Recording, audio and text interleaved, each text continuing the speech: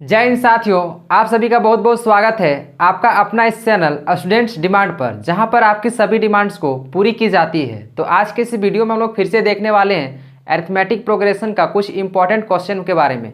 इससे पहले मैंने अरिथमेटिक प्रोग्रेशन का 2 से 3 क्लासेस ले चुका हूं। अगर यदि आप नहीं देखे हो तो जा करके उन सभी इंपॉर्टेंट क्वेश्चन को ज़रूर लगाएं, ताकि आपके आने वाले एग्जाम में आप उसे अच्छे से सॉल्व कर पाए। और उम्मीद है कि ये क्वेश्चन एग्जाम में आने की चांसेस बहुत ही ज़्यादा है। वीडियो को स्टार्ट करें कि इससे पहले मैं एक बात बता दूं आपको, अगर यदि आप ट्रिग्नोमेट्री के इंपॉर्टेंट क्वेश्चन से रिलेटेड किसी भी तरह का क्वेश्चन, या तो फिर एमसीक्यूज हो या फिर वेरी लॉन्ग क्वेश्चन हो या फिर किसी भी तरह का क्वेश्चन हो, अगर यदि आप चाहते हो कि इंपॉर्टेंट क्वेश्चन को अच्छे ढंग से अच्छे तरीके से सॉल्व कर पाओ, तो हमारे इस यूट्यूब चैनल पर अपलोडेड है। एक बार जा करके ज़रूर देखें, और वो उम्मीद है कि वो सभी के सभी क्वेश्चन में से ही कोई एक क्वेश्चन आएगा। तो एक बार ज़रूर जा करके देखें हमारा ट्रिग्नोमेट्री का इंपॉर्टेंट क्वेश्चन। और अगर यदि आप हमारे इस चैनल पर नए हो तो चैनल को ज़रूर सब्सक्राइब करें, ताकि आने वाले सभी इंपॉर्टेंट क्वेश्चन आप तक सबसे पहले पहुंच पाए। तो आइए देखते हैं कि इस वीडियो का क्वेश्चन, सबसे पहला क्वेश्चन क्या होने वाला है। तो इस वीडियो का सबसे पहला क्वेश्चन यहाँ पर ये है कि the ratio of the 11th term to the 18th term of an AP is 2:3। किसी एपी का जो है वो 11 टर्म और 18 टर्म का रेशियो यहाँ पर दिया गया है। ये देने के बाद बोला गया है कि सबसे पहले फाइंड करना है, find the ratio of the 5th term to the 21st term and also the ratio of the first 5 terms to the sum of the first 21st terms. यहाँ पर बोला गया है क्वेश्चन में कि अगर यदि किसी एपी का रेशियो जो है वो 11 टर्म और 18 टर्म का रेशियो अगर दिया गया है 2:3, लिखते जाते हैं हम लोग ताकि यहाँ पर समझ में आए। सबसे पहले क्वेश्चन को समझना है कि क्वेश्चन में पूछा क्या गया है, क्वेश्चन में दिया क्या गया है। तो एक एक करके हम लोग स्टेप बाय स्टेप बहुत ही अच्छी तरीके से हम लोग समझेंगे और साथ ही साथ बनाएंगे। तो यहाँ पर क्या दिया गया है, सबसे पहले यहाँ पर दिया गया है 11th term and 18th term का रेशियो। मतलब बोल सकते हैं यहाँ पर कि A11th रेशियो A, यहाँ पर दिया गया है A11th रेशियो A18th, मतलब A18th इज इक्वल टू दिया गया हमको 2:3, मतलब बोल सकते हैं ये 2/3 के बराबर है। सबसे पहला क्वेश्चन क्या पूछा गया, सबसे पहला पूछा गया कि find the ratio of the 5th term to the 21st term. मतलब सबसे पहले यहाँ पर हम लोगों को फाइंड करना है 5th term two ratio 21st terms. ये हम लोगों को सबसे पहला यहाँ पर फाइंड करना है, ये सबसे पहले फाइंड करना है। सेकंड में इसी में एक और क्वेश्चन ज्वाइन क्या बोला है, also the ratio of the first to the sum of the ratio 21st terms. यानी हम लोगों को क्या करना है, यहाँ पर फाइंड करना है S5, यानी यहाँ पर हम लोगों को सेकेंड में फाइंड करना है S5 रेशियो S21 भी हम लोगों को फाइंड करना है। मतलब देखा जाए तो क्वेश्चन यहाँ पर एक है, लेकिन फाइंड हम लोगों को यहाँ पर 2 चीज़ करना है। आखिर बोला ये कैसे फाइंड होगा, तो आइए देखते हैं कि हम लोग कैसे फाइंड होगा। जैसे कि आप देख पा रहे हैं यहाँ पर कि A11th bye A18th is equal to 2/3 दिया हुआ है। तो इससे हम लोग कुछ सोल्यूशन करेंगे। यहाँ पर A11th दिया हुआ है, मतलब हम लोग क्या लिख सकते हैं इसको, A plus 11 - 1 into D divided by, हम लोग लिख सकते हैं A plus 18 - 1 into D is equal to 2/3। आखिर ये कैसे लिखे हम लोग, तो हम लोग जानते हैं कि nth टर्म जो होता है n इज इक्वल टू होता है A plus n - 1 into D। तो हम लोग यहाँ पर क्या किए, A प्लस n - 1, n के जगह पर 11 है तो 11 - 1 इंटू D लिखा हमने। उसी प्रकार हमने यहाँ पर क्या करा कि A प्लस n के जगह पर 18 है तो 18 - 1 इंटू D लिख करके हमने यहाँ पर 2/3 करा है। नेक्स्ट स्टेप की यहाँ पर बात करें हम लोग, तो नेक्स्ट स्टेप में क्या करेंगे हम लोग, यहाँ पर लिख सकते हैं A प्लस 11 में से 1 जाएगा तो 10 हो जाएगा, यहाँ पर 10D डिवाइडेड बाय हम लोग लिख सकते हैं यहाँ पर A प्लस 18 में से 1 जाएगा तो हम लोग लिखेंगे यहाँ पर 17D इज इक्वल टू ये हो जाएगा 2/3। अब हम लोग यहाँ पर क्या करेंगे, हम लोग यहाँ पर A और D के बीच का रिलेशन निकलेगा, जहाँ पर हम लोग क्या करेंगे, इन सभी को क्वेश्चन को सोल्व करेंगे तो कहीं ना कहीं हम लोगों को A या तो फिर D की रिक्वायरमेंट पड़ेगी। तो हम लोगों को यहाँ पर A और D दोनों यहाँ पर मिलेगा, दोनों में से किसी एक को भी निकालेंगे तो हम लोग यहाँ पर इसकी आगे की सॉल्यूशन को हम लोग फाइंड कर सकते हैं। अब क्या करना है, यहाँ पर हम लोगों को यहाँ पर करना है क्रॉस मल्टीप्लाई। ये जो है इससे मल्टीप्लाई होगा और ये जाकर के इससे मल्टीप्लाई होगा। जब यहाँ पर 3 इससे मल्टीप्लाई होगा तो कहीं ना कहीं बोल सकते हैं हम लोग 3 multiply A plus 10D is equal to 2 multiply A plus 17D हो जाएगा। नेक्स्ट स्टेप की बात करें हम लोग यहाँ पर, तो ये 3 जो है ये इससे भी मल्टीप्लाई होगा, A से भी मल्टीप्लाई होगा और 10 से भी मल्टीप्लाई होगा। मतलब 3A से मल्टीप्लाई होगा तो यहाँ पर 3A हो जाएगा, प्लस 3 को 10 से मल्टीप्लाई करेंगे तो ये 30D हो जाएगा। उम्मीद करते हैं कि आपको ये क्वेश्चन अच्छे से समझ में आ रही होगी, हमारी बातों को आप समझ पा रहे होंगे।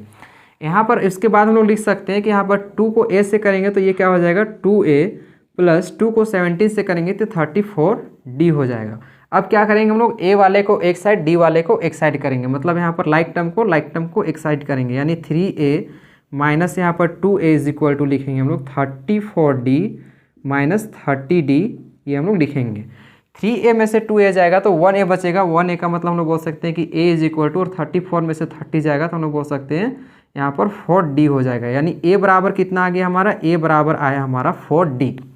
अब a का वैल्यू हम लोगों को पता चल गया तो हम लोग डायरेक्टली अब सबसे पहला क्वेश्चन जो पूछा गया उसको हम लोग सॉल्व करेंगे। सबसे पहले हम लोगों को पूछा गया कि a5 रेशियो a21, यानी हम लोगों को बोला गया है कि a5 रेशियो a21 पूछा गया है। इसकी अगर हम लोग बात करें तो इसको हम लोग क्या लिख सकते हैं, a plus 5 minus 1 into D divided by, यहाँ लिख सकते हैं a plus 21 minus 1 into D. ऐसा क्यों लिखे, क्योंकि हम लोगों को पता है कि a nth जो होता है वो a plus n minus 1 into D होता है, जहाँ पर n के जगह पर 5 है तो हमने यहाँ पर 5 लिखा, यहाँ पर n के जगह पर 21 है तो 21 लिखा। उसके बाद क्या करेंगे हम लोग, लिखेंगे a प्लस 5 माइनस 1 करेंगे तो यहाँ पर 4 हो जाएगा और 4d हो जाएगा। a प्लस हो जाएगा, a प्लस 21 में से 1 जाएगा तो 20 यहाँ पर d हो जाएगा। अब हम लोगों को पता है यहाँ पर a कितना आया हुआ है, तो a is equal to 4d आया हुआ है, तो यहाँ पर हम लोग क्या करेंगे 4d लिख देंगे, और प्लस का ये ऑलरेडी 4d यहाँ पर दिया हुआ है। नेक्स्ट स्टेप की बात करें हम लोग यहाँ पर, तो a के जगह पर अगेन हम लोग 4d पुट करेंगे, यहाँ पर अगेन 4d हो जाएगा, इस प्लस यहाँ पर 20d हो जाएगा। 4d और 4d को हम लोग दोनों को आपस में ऐड कर सकते हैं, जहाँ पर ये 4 प्लस 4 8d हो जाएगा, और divided by 4d plus 20d यहाँ पर 24d हो जाएगा। अब नेक्स्ट स्टेप की बात करें हम लोग यहाँ पर, तो d और d आपस में कैंसिल हो जाएगा, और जैसे ही कैंसिल होगा तो हम लोग बोल सकते हैं कि 8/24 होगा, और इसको रिड्यूस करेंगे हम लोग तो 8 1 जा 8 और 8 3 जा 24, मतलब हम लोग बोल सकते हैं कि a5 रेशियो a21 जो होगा हम लोग बोल सकते हैं ये इसका आंसर 1:3 इसका करेक्ट आंसर हो जाएगा। अब हम लोगों को यहाँ पर तो एक चीज़ तो फाइंड हो गया कि सबसे पहला चीज़ तो फाइंड हो गया कि the ratio of the 5th term to the 21st term, लेकिन हम लोगों को एक चीज़ और अभी फाइंड करना है। हम लोगों को एक चीज़ और क्या फाइंड करना है, S5 रेशियो S21 फाइंड करना है। तो S5 रेशियो S21 कैसे फाइंड करेंगे, तो हम लोग सिमिलरली इसी तरह सॉल्व करेंगे इसको हम लोग अगर दी नेक्स्ट स्टेप की बात करें यहाँ पर नेक्स्ट क्वेश्चन में यहाँ पर, तो यहाँ पर बोला गया है कि S5 रेशियो S21 बोला गया है। अब S5 बोला है मतलब क्या करेंगे हम लोग, सम ऑफ nth टर्म वाला फॉर्मूला लगाएंगे, जो कि सम ऑफ nth टर्म जो होता है वो होता है Sn इज इक्वल टू होता है n/2 into 2a plus n-1 into D हो जाएगा। ये फॉर्मूला लगा करके हम लोग इसको क्या करेंगे, इसका रेशियो निकालेंगे। अब n के जगह पर हम लोग यहाँ पर क्या लेंगे, 5 लेंगे, मतलब हम लोग डायरेक्टली यहाँ पर लिखते हैं 5/2 इंटू यहाँ पर हो जाएगा 2a plus 5-1 into D divided by हम लोग बोल सकते हैं यहाँ पर 21 divided by 2 into 2a plus 21-1 into ये d हो जाएगा। नेक्स्ट हम लोग यहाँ पर बात करें तो हम लोगों को पता है कि a के जगह पर क्या है, a के जगह पर हम लोग रखेंगे यहाँ पर 4d, मतलब यहाँ पर हम लोग क्या बोल देंगे 5/2 इंटू यहाँ पर 2 इंटू a के जगह पर हम लोगों को रखना है 4d प्लस 5 में से 1 जाएगा तो यहाँ पर 4d हो जाएगा। इसके बाद नेक्स्ट यहाँ पर बात करें हम लोग यहाँ पर, तो 21/2 इंटू a के जगह पर क्या रखना है, a के जगह पर हम लोग को यहाँ पर रखना है 4d, तो यहाँ पर हम लोग रख देंगे 4d प्लस 21 में से 1 जाएगा तो ये हो जाएगा 20d। अब हम लोग क्या करेंगे, d वाले को हम लोग आपस में ऐड सब्ट्रैक्ट कर सकते हैं। यहाँ पर बात करें हम लोग यहाँ पर सिंप्लीफाई की, तो यहाँ पर सिंप्लीफिकेशन के दौरान क्या होगा, ये 2 और 2 आपस में दोनों कैंसिल हो जाएगा। ये कैसे कैंसिल होगा, तो आपको पता होगा कि अगर ये 5/2 है और 21/2 है, मतलब कहीं ना कहीं हम लोगों को पता है कि ये जो वैल्यू है इससे मल्टीप्लाई होता है और ये इससे मल्टीप्लाई होता है।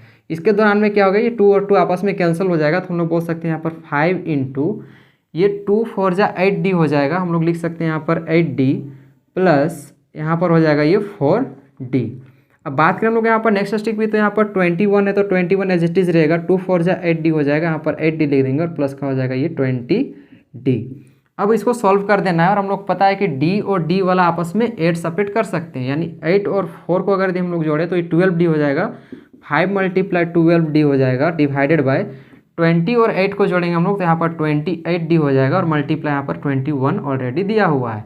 अब क्या करना है, दोनों को आपस में कर देना है रिड्यूस, जितना कटेगा उसको काट देना है। कटेगा किससे, तो यहाँ पर ये 4 के टेबल से 4 3 जा 12 और 4 7 जा डायरेक्टली 28 हो जाएगा। फिर हम लोग यहाँ पर 3 1 जा 3 और 3 7 जा हम लोग बोल सकते हैं डायरेक्टली 21 होता है। डी से डी तो आपस में ये कैंसिल होगा ही, मतलब हम लोग बोल सकते हैं कि 5 डिवाइडेड बाई 7 7 जा हो जाएगा 49। और ये हमारा जो है क्या निकला, ये हम लोग निकाला गया यहाँ पर S5 डिवाइडेड बाई S21, मतलब हम लोग बोल सकते हैं कि सम ऑफ फर्स्ट 5th टर्म और सम ऑफ फर्स्ट 21 टर्म्स का जो रेशियो होगा वो क्या हो जाएगा हमारा S5 रेशियो S21 जो होगा वो हो जाएगा 5 रेशियो 49 हो जाएगा इसका करेक्ट आंसर।